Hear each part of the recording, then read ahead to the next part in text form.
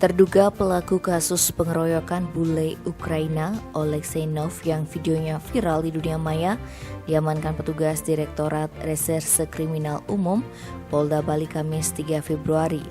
Terduga pelaku adalah warga negara Rusia berinisial AT dan warga negara Ukraina berinisial ID.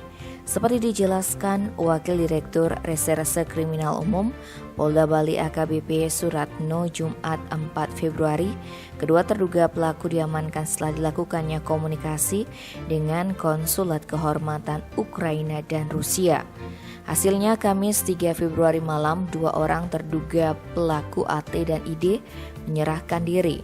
Kendati sudah diamankan, kedua terduga ini belum berstatus tersangka, melainkan baru saksi.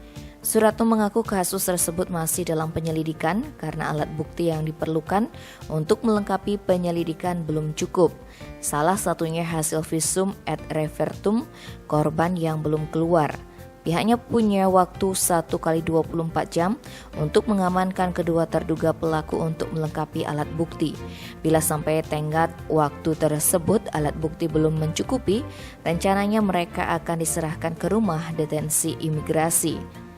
Dari hasil koordinasi dengan dua konsulat kehormatan dua terduga pelaku serta pihak imigrasi, ada peluang semua warga asing yang terlibat dalam kasus ini dideportasi.